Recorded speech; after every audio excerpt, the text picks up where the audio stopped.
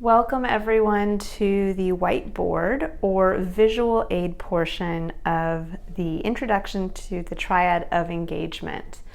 So this is where I'm going to break it down in a little bit more simple way of looking at the concepts of curiosity, courage, and contemplation, and how we can utilize these three principles to engage what I will show you is your internal self, to cross the void of fear, anxiety, doubt, frustration, to then connect you with your external environment so that you can start to engage in an authentic way. Now, I apologize in advance.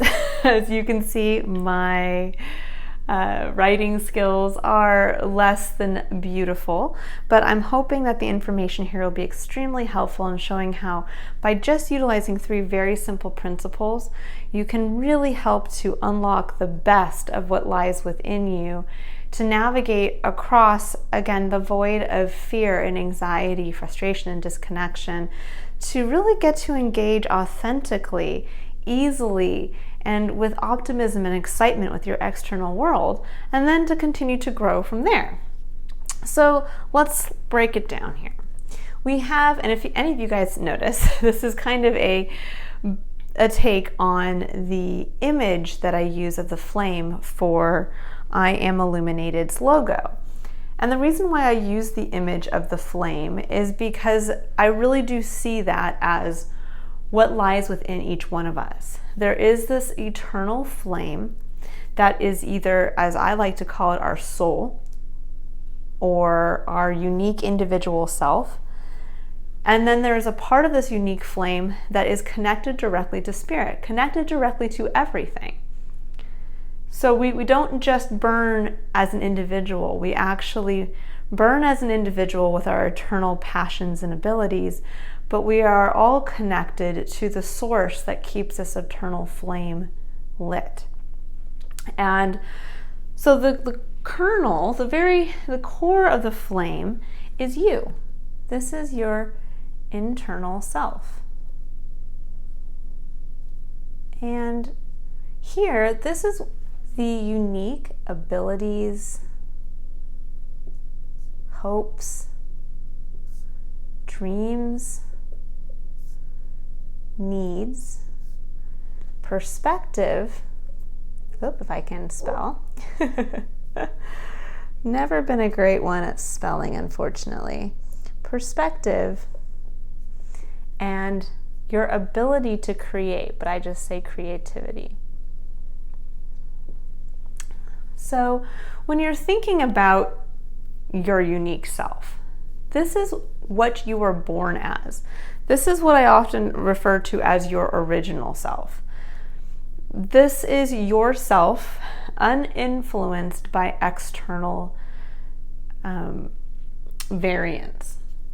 So this is when you think of yourself as a young child, I'd say a child before the age of 8, where you really had that freedom to bring these elements of yourself into interaction with your external environment in a way where you had never tested them before. So you had no response from your external environment. You had no way of judging what we begin as we get older to label wrong or right, acceptable or unacceptable. And so you're just kind of throwing parts of yourself out there into your external environment, looking to get a response. Now, as we get older, we are taught through our interactions and the experiences and the consequences that come with sharing our internal self, we are taught to not share certain parts of ourselves or to edit certain parts because, again, they are either not acceptable in our current culture, society, religious structure, or just in general, even in your family unit, that we just don't do it this way, or we speak more quietly, or we draw in this capacity, and and that kind of thing. And what happens is that as we go through that, we start to build a void. And this void, and I'm going to use a different color here, this void is made up of judgment. So judgments made against you as you've tried to interact your abilities, hopes, dreams, perspectives, creativity with your external environment. Fear, anxiety towards the fact that perhaps you're starting to understand that when you bring parts of yourself into interaction with the external environment, you can't control the response. And so we get to this place of anxiety where we become worried about what happens if we have to show some of these unique parts of ourselves and the response that we'll get in return. This is also where we can slip into disconnection.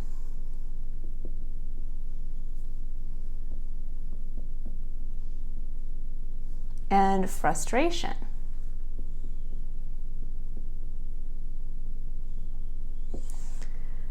And this void ends up coloring not only our view of our external environment, it often becomes a mask of our internal self. So this is what separates us from our external environment, which is what this is.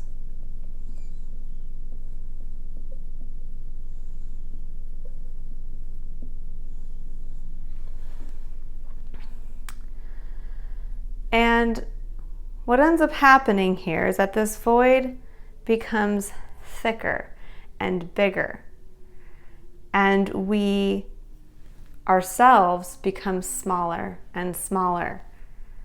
And our interaction with our external environment ends up becoming less and less authentic. We end up interacting in a way where we are masked by these negative feelings. And so we end up only being able to feel negative feelings. We don't actually get positive feelings from our external environment. And this is where we start to realize that we have become disconnected from feelings of happiness and fulfillment and peace and purpose, because in our external environment, what lies here is purpose, meaning,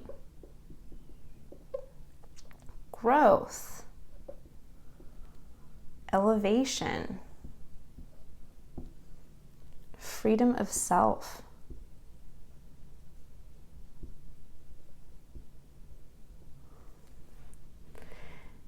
There's an element of destiny. Now there's also here, along with, so we also have transcendence. So all of these wonderful, beautiful things that lie in our external environment, but there are a couple elements in here but basically there are two elements in here: change and the unknown.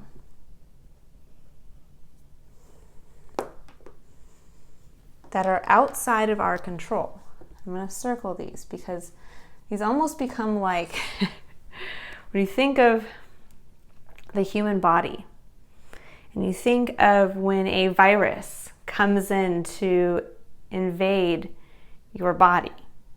It comes in this little way, and it can, even just the smallest little bit of this virus can come in and infect what is a healthy individual. And so we can sit here and have all these lovely things waiting for us out here. So in addition to this, I'm going to just put this back here, we also have self-education through direct experience. So look at all these beautiful things that we have, and ultimately, connection, which is what I personally believe each one of us we feel a call to find our place and purpose and meaning in the greater collective so that we can connect with others in that authentic way. So I really do feel like we are called to find connection to our external environment, which includes all of the people within it. And so that's the beauty of this external environment. And yet here we have two little elements of what I consider the virus of fear and anxiety, and what really forces us to stay within our little kernel here and keep our fire dim and keep us from not wanting to cross this void that has been created as we've gotten older to then reap the benefits of what comes in from our external environment. And we focus on change and the unknown, and when we try to cross over here, we hit this and say, ooh, no, I don't want to deal with that. That's scary. Those are the two elements here that are scary and that nobody wants to deal with, because they prove that the rest of your external environment is out of your control. So our external environment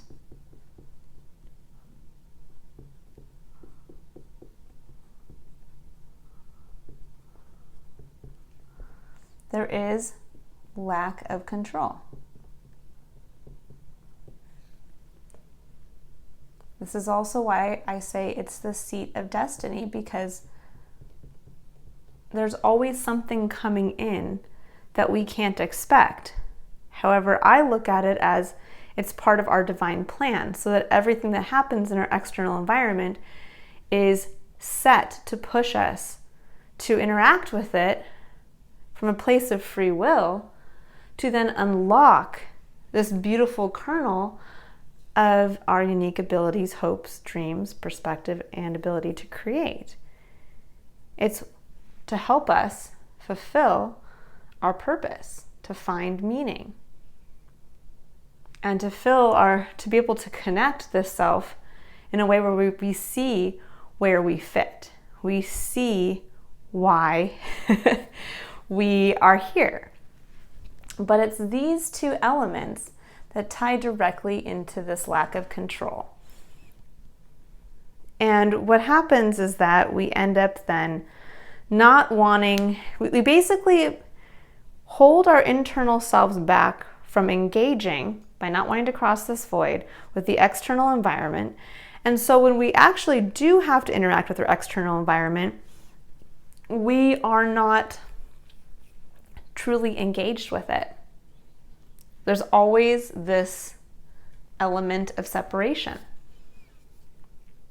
And so that's where we start to go through our day-to-day daily motions of basically feeling truly disconnected. We wake up, we get the kids ready, we go to work, we come home, we make dinner, we go to sleep, and we do it all over again. And there is no engagement of this with this. It's almost like being a zombie. And then what happens is that we end up connecting more with these feelings, and this becomes us, the fear, the anxiety, judgment, frustration. And we start to project that outward. And it colors everything, all of the beautiful elements of what is waiting for you, all the possibilities and the opportunities. Because the other part of the external environment that is the beneficial and beautiful elements of it is that this is the seat of opportunity. This is the seat of possibilities. And even though I've drawn this as a flame to depict this, in reality, there is no border. Our external environment is limitless.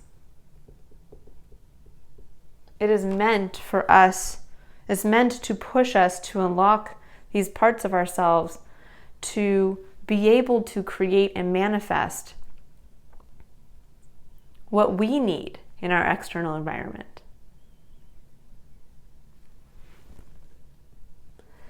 Now, when we look at our internal self, this is, I'm going to bring this over here, and I'm going to utilize a different color just so you guys can see this. Let's go with purple. So this is the internal self.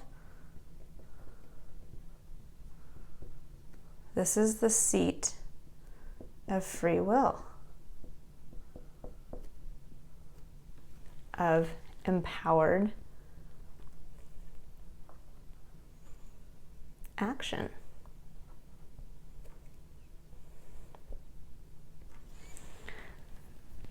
If we look at our external environment as we cannot control it, and this is kind of where we work with destiny, well, our internal self, the beautiful component, is that this is the seat of control for ourselves. So we always have the ability to control an aspect of our experience, which is ourself. The illusion that we are not in control is when we so identify with the feelings of anxiety and fear and judgment and frustration, and we identify more with the void that's been created than with what actually lies underneath the void. That's where we feel that there's a lack of control, because we so identify with this in its interaction with our external environment. And in reality, by tapping back into our unique self, that's where control lies for us.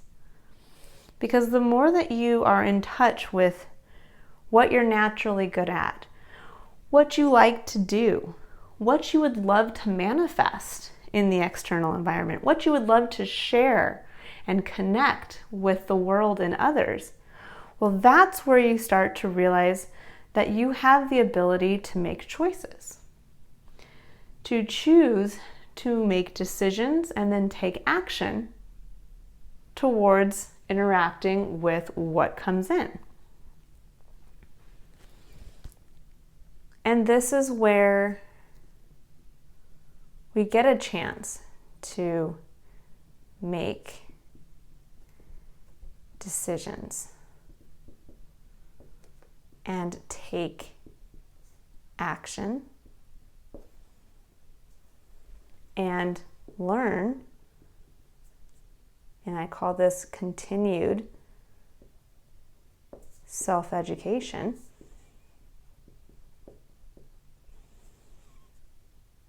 from direct experience, from directly engaging your unique internal self without the mask of the void. So you have to cross the void and get rid of this, master this element to bring this into true, authentic connection with your external environment. And by doing that, you end up unlocking all of this. You end up unlocking each one of these beautiful principles.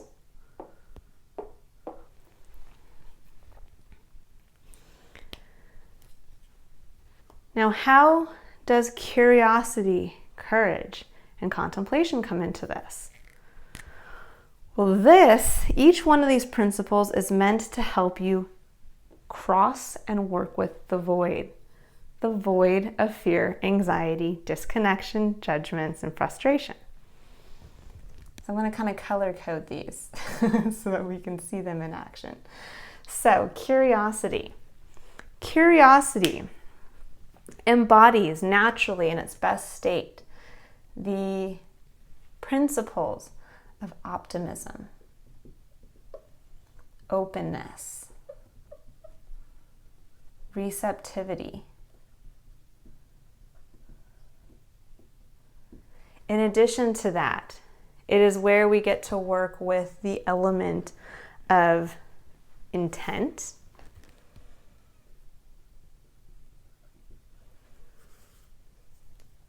and readiness to engage. So when we're working with curiosity, we are, and this is where actually we end up in creating this void for ourselves. We end up coloring these beautiful elements of curiosity with a negative outlook. So when you think about a very young child, and you think about that childlike curiosity, which is truly optimistic and open. A child has no frame of reference, no context to know if they can't eat this thing that they're trying to put in their mouth, or that if they scream really loudly, that the reaction they get from their environment is going to be this. They are instead very open and receptive to their external environment. They're moving through it just as themselves. And so there is this component with curiosity that really brings in the larger and more beautiful, and what I call our touch to the spiritual realm, the principles of awe and wonder.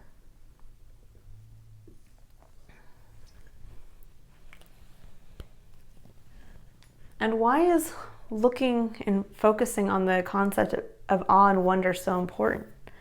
Because awe and wonder help us engage truly and keep that element of openness with curiosity open.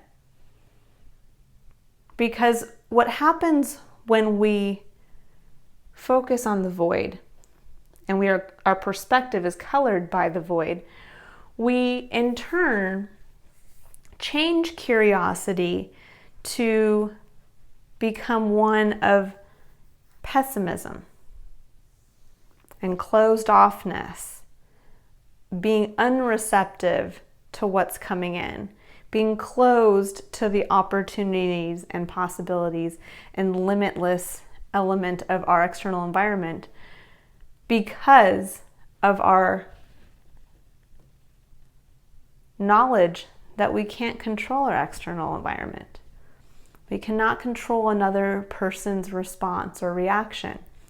We cannot, as much as we would love to, none of us have the ability to see everything around the next bend in the road.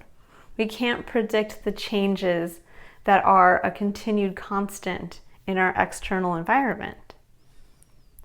But the beauty of staying curious and staying open to the opportunities, the possibilities, and the limitless components to the external environment is that we also, as humans, can never know everything.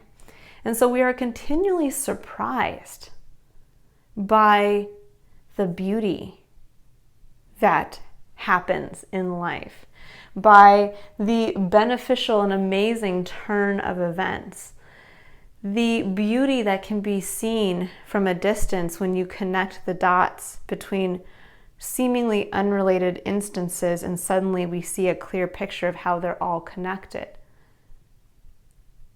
This is where we tap into the magic of life.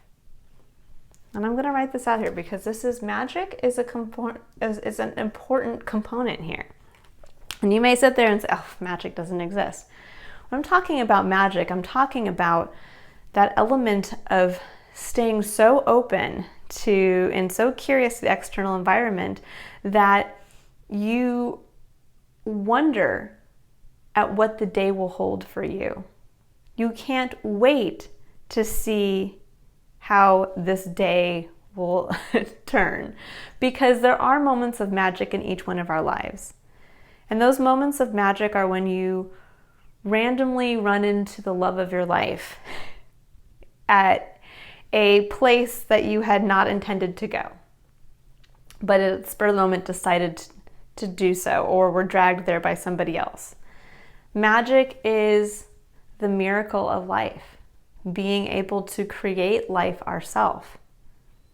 Magic is what we often term as a miracle or miraculous, when someone beats the odds, meaning that they were told they only had 3 weeks left to live and they miraculously cured themselves and have lived now many years past that point. And these are these little moments of magic. Magic could even simply just be the touch of a creative, inspirational idea that changes how an entire group of people live and experience their external environment. And we can't predict that. And that's the beauty of working with an external environment that constantly has new things coming in, because it allows us to continually be surprised and to be awed and marveled by the wondrous elements of what we don't know. Now, so when we tap into the beneficial qualities of curiosity, this is what actually creates a bridge between our internal self and our external environment.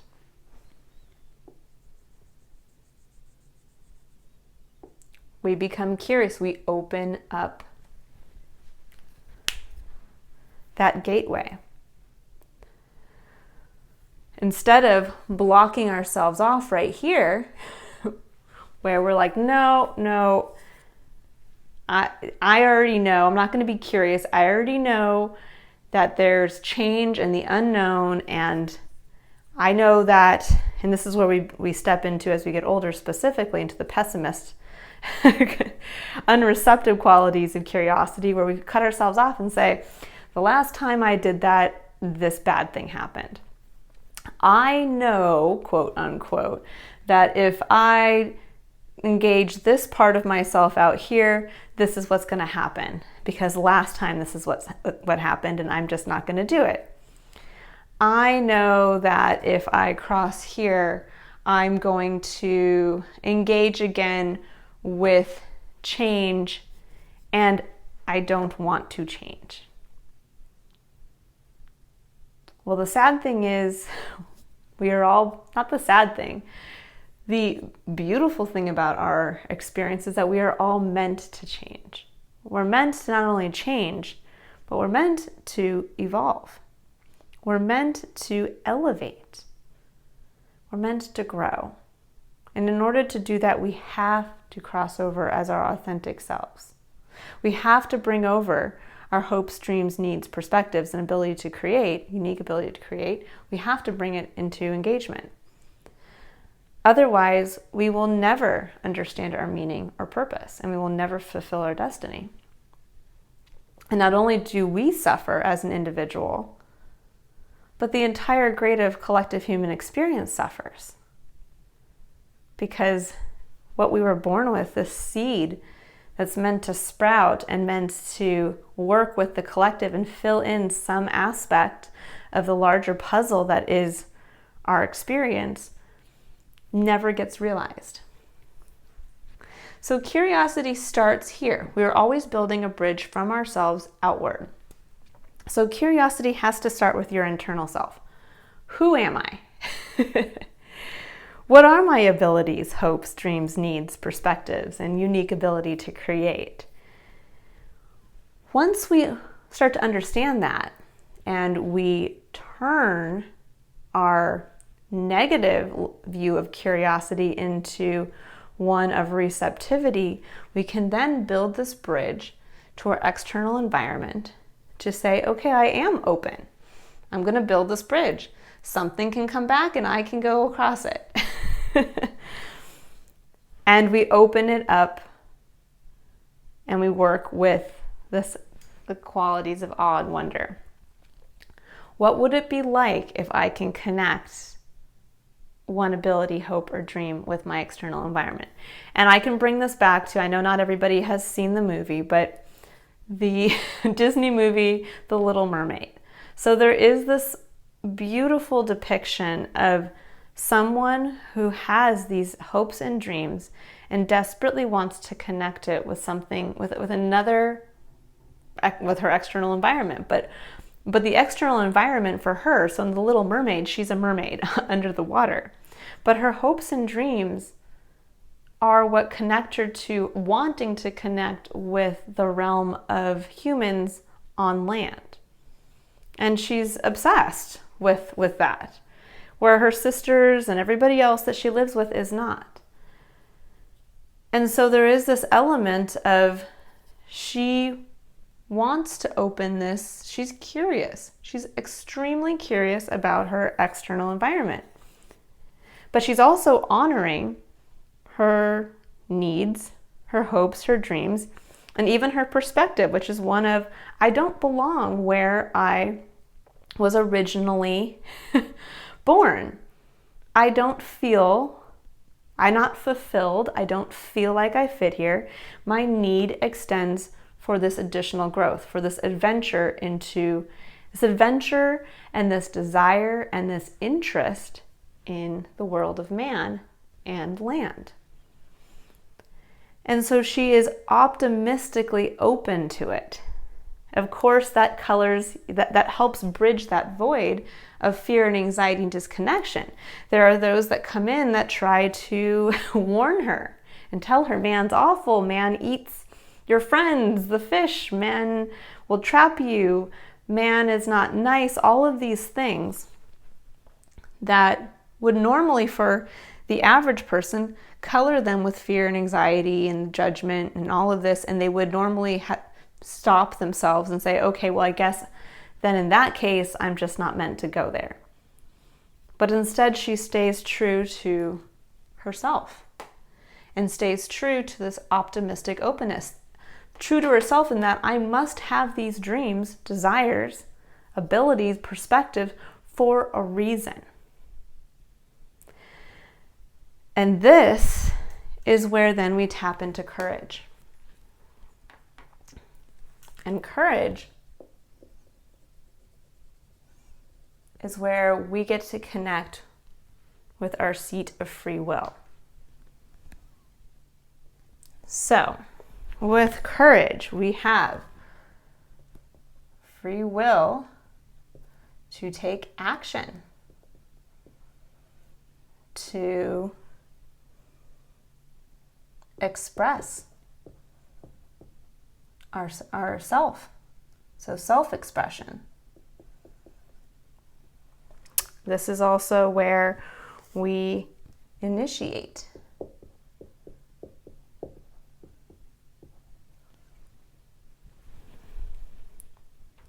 And this is also where we then see, so if we are working with intent and readiness to engage, this is where we then work with movement.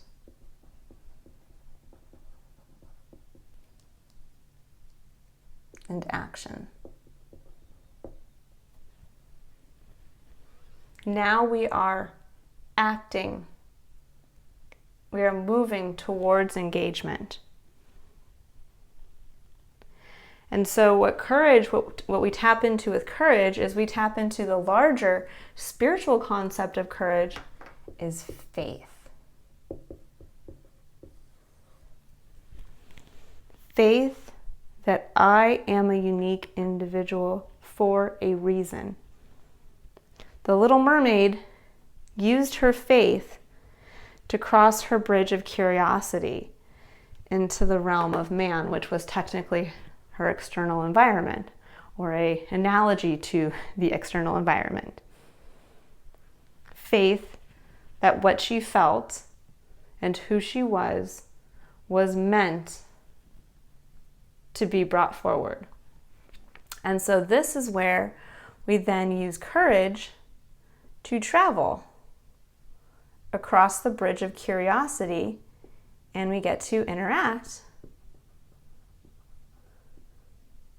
with the external environment. On faith. We get to cross over and utilize whatever is giving us courage. Now, every action we take comes from a place of courage, because it takes courage to make a decision and to act. Now, we can become disconnected from that in going through our day-to-day life where we are not bringing forth our innermost self, and we are simply choosing to take action based on what is acceptable or based on status quo, how you've been told to take action. Or allowing, and this is the worst part, is allowing somebody else to take action on your behalf. Allowing someone to call the shots for you. This is when we know that we should be eating a healthy meal, and we instead of taking the moment to connect with our inner self and realize that we need to focus on bringing up our creativity and cooking ourselves a healthy meal that we feel called to do, we push that aside and say, I'm just going to stop buying at fast food, because that's what my coworkers are doing, because that's what I'm being asked to do by my significant other on my way home. And we deny ourselves the courage in the moment to take action from a place of our own control. To say, no, I want to connect myself with my external environment. And that means that I want to actually cook a fresh meal for myself. And you have the choice to do that. Now, that's just a very small example. Bringing it back to the example of the Little Mermaid, she, with faith, crosses into her external environment. And with so much faith, actually gives up one of her unique abilities, her ability to speak and sing. So that when she comes, basically her beautiful voice. And when she comes over here, she relies, though, on her other unique internal self. She allows the beauty of who she is to shine through, so that she still is able to engage with meaning and growth and elevation. She actually learns more about these other aspects of herself, and she's able to work with them and grow them in a way that she hadn't been previously, because she had been so focused on the one ability that she had. And she learns how to work with these other abilities. And I think that's a beautiful depiction of sometimes we focus so much on one portion of this. And we try to bring that out and it doesn't get well received and we hide it away, not realizing that sometimes it's the other aspects of ourselves that really the external environment's continually pushing us to grow and examine. Because perhaps all of these things tied together is what ends up allowing us to really understand and see our true purpose. Maybe you do have a beautiful voice, but perhaps that voice isn't meant to just sing pop music. Perhaps that voice is meant to do more. That your beautiful voice, in conjunction with, let's say, the location where you live, has the ability to perhaps take on a public speaking role. That your perspective and your hopes stem around wanting to and being comfortable with public performance. And so when you're asked to actually stand up, you can step into a true leadership position where you get to speak well, to perform well in front of others, even if it's not truly singing. Or it can be something along the lines where you get to sing in a church choir, or something that ends up elevating the spirits of those around you. and it serves a higher purpose. But this is where we have to remain curious as to how all of these parts of ourselves are meant to interact with our external environment and how they're meant to help us find our meaning and purpose. So then we've taken courage. We've decided to act. We've decided to make a decision within our own best interest.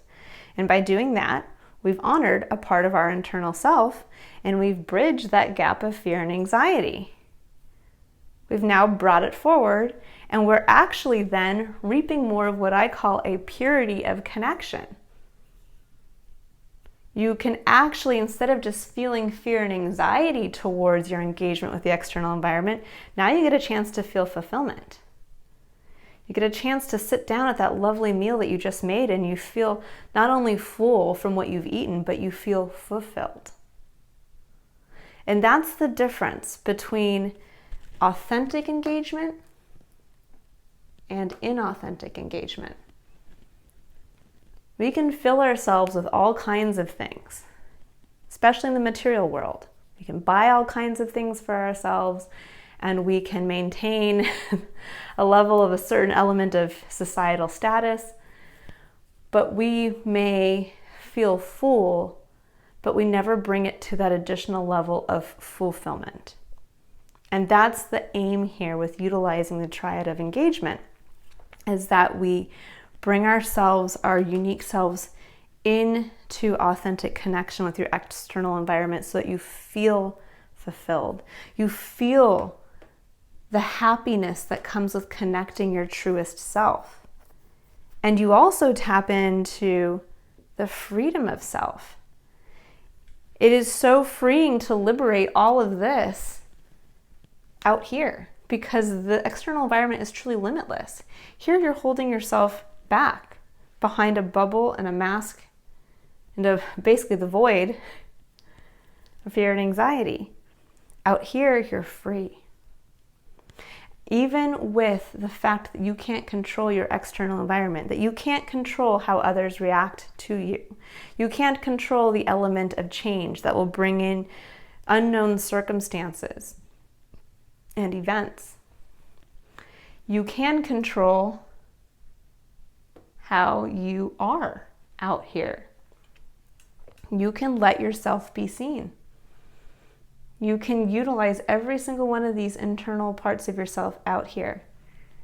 And you get to engage. You get to continually take empowered action. Maybe you do release a part of yourself that someone else doesn't like. Well, you're not here to control that other person's experience. You're here to fulfill your destiny. You're here to find your meaning, and you're here to fulfill a purpose. So that other person's purpose might have something to do with connection to something else. That doesn't mean you stop being yourself and hiding yourself. Instead, that just means you get to take empowered action towards liberating yourself from whatever negative impact that other person has on you. And that empowered action can be choosing to no longer be in their presence, choosing to walk away from being, if they're criticizing you openly, you can walk away. Choosing to make the decision as to how you react to their reaction. You can still be happy in and of yourself, even if another is criticizing you. Because there'll be another. The beauty of being curious about the world is that there'll be another who will magically pop up in their place, who will accept you as you are. Because you do have a place. And the more that you get to be yourself, the more we attract the other puzzle pieces that fit with us. But this is where you get to take control. This is where your seat of empowered action is.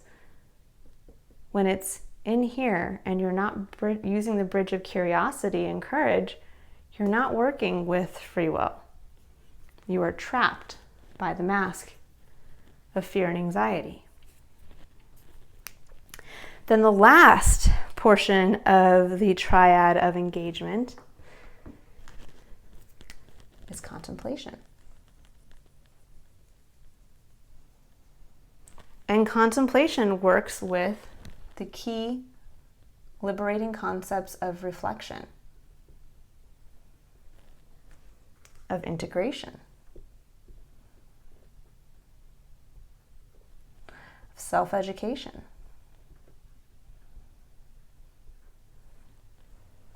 of transcendence,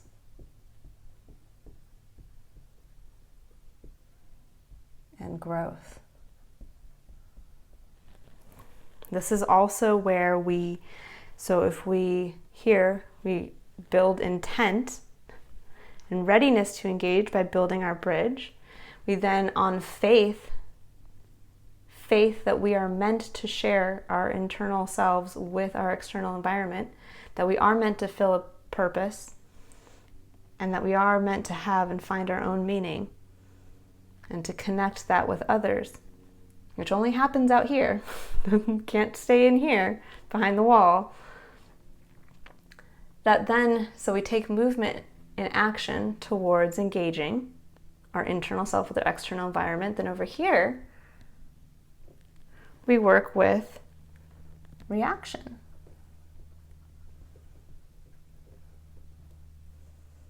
And responsibility.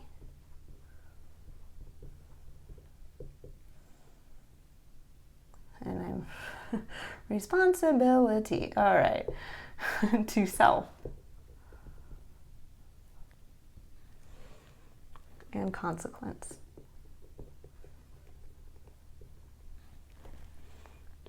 So here is where we take movement, take action, and then now contemplation is our reaction. We take a look at, okay, from a responsibility to self, what happened? We got ready to engage. We acted on our own behalf and we moved. And then what happened? And contemplation is where we get to work with and engage with our final step, connection.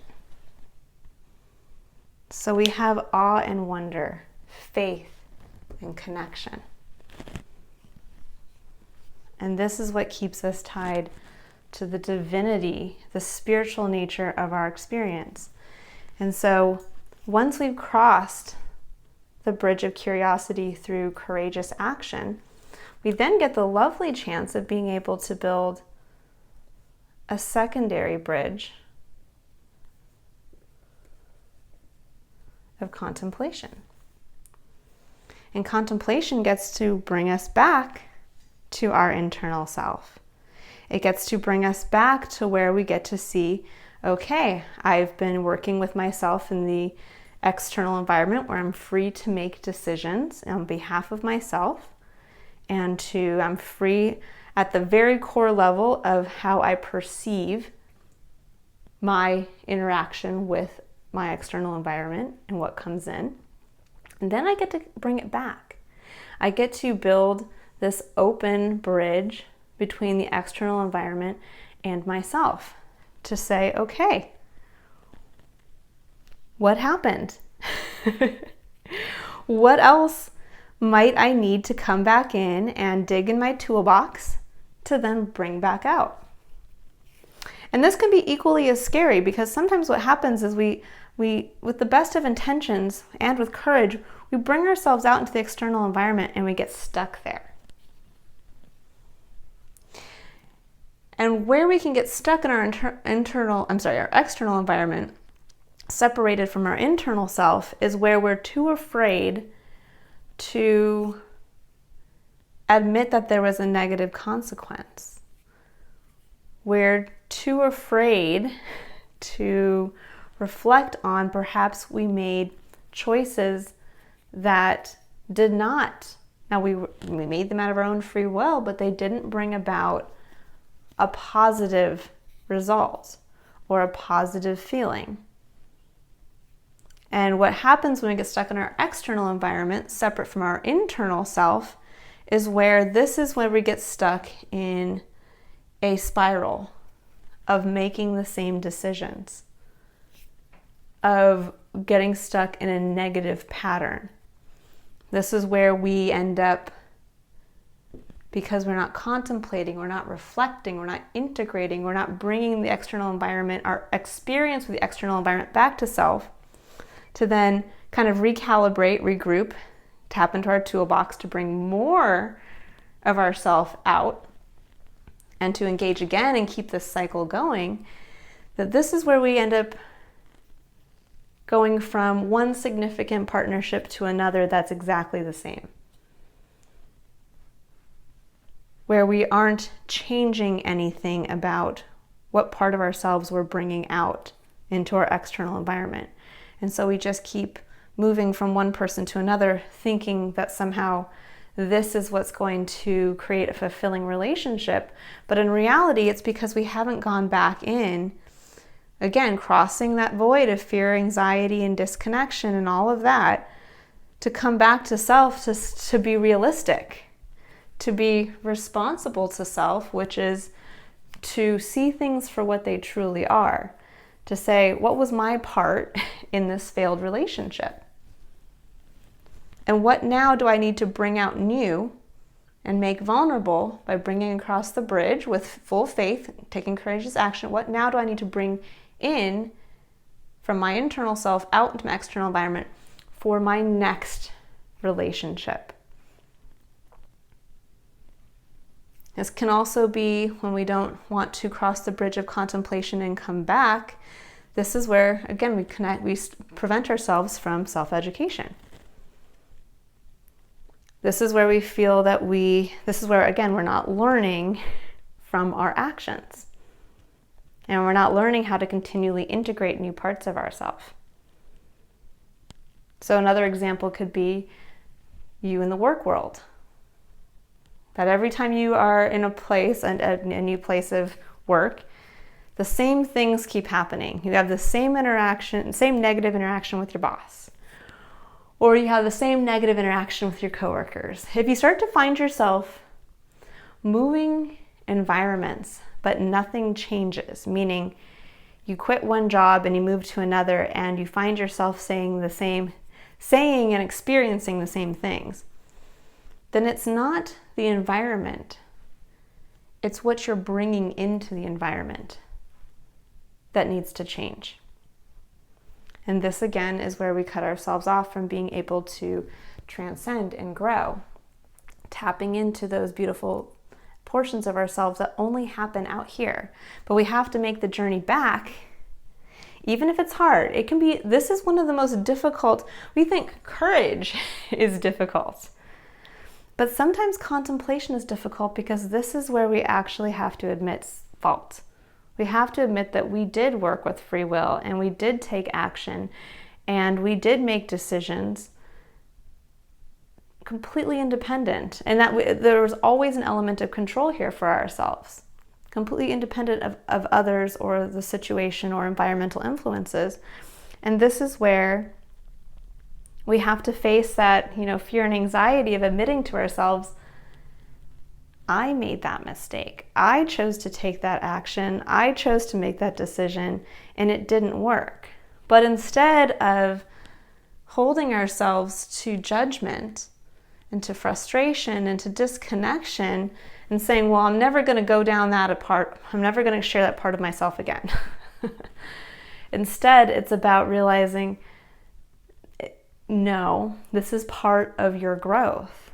This is actually beneficial to you. You making that negative, or you taking action, making that decision and it having a negative reaction is only because you need to go back now and realize you have to bring something else out to work with it. And this is how we learn a little bit at a time. Because if as a child we were each able to kind of vomit ourselves into our external environment and there was never any challenge, there was never any element of our external environment that challenged us to engage and grow these unique abilities, we would never really understand how to use them. We would just kind of be, if you think about a child babbling before they truly know how to speak, if we never challenge them to learn a language, to be able to speak to others in close proximity to them in a way that's intelligible, well, they would forever be misunderstood. And that's what your external environment is pushing you to do. It's pushing you to engage these elements of yourself, but to learn how to use them so that they can connect in the most beneficial way with others and with your external environment so that you can elevate and be of service. A person who is unintelligible to others is going to find it to be very difficult to be of service because they're not going to be understood. And so this is why this last component of contemplation is so important. This is why building the secondary bridge, once you've actually come into the external environment in an authentic way, you need to go back and bridge all of these scary things again to reconnect back with yourself. And this is where we get to take responsibility for our actions. We get to also take responsibility for recrossing the bridge again on faith, with awe and wonder, with leaving pessimism behind and continuing to stay open and continuing to hold ourselves responsible for the consequences of our choices and actions.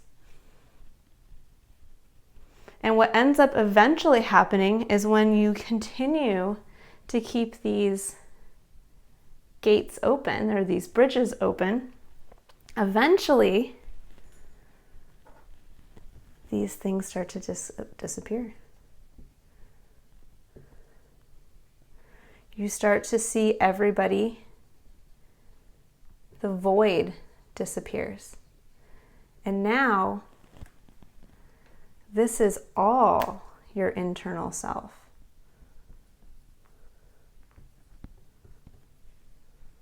And this is now, every part of you becomes the bridge, because you are seamlessly integrating these three principles all the time.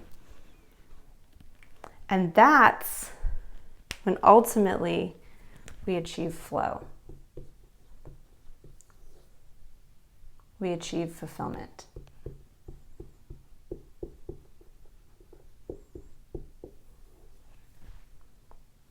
We see our meaning. And we are of service. And we get to connect. And that's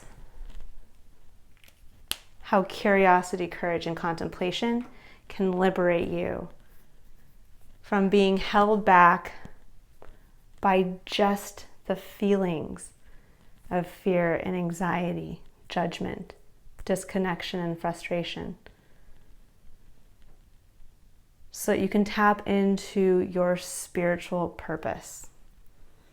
So that you get to engage with life as you.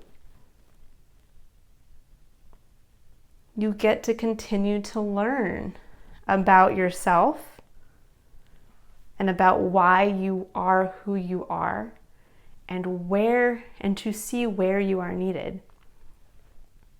You also get the ability to transcend your original location and environment. You get to grow beyond, and you can do that all here.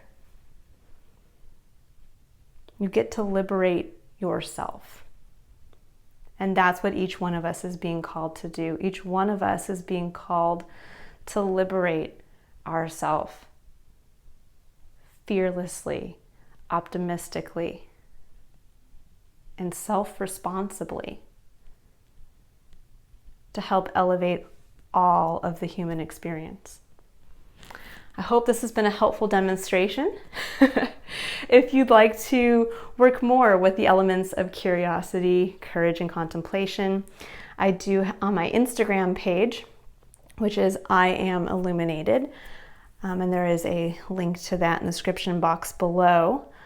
We do work, I have little little sayings and things to kind of keep you engaged with the principles each day.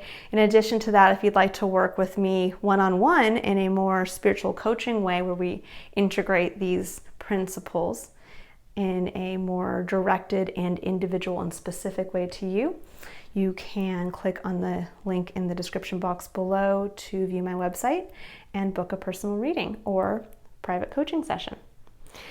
All right, guys, thank you for watching. Again, I hope this has been a liberating hour-long demonstration. Thanks for watching. Bye.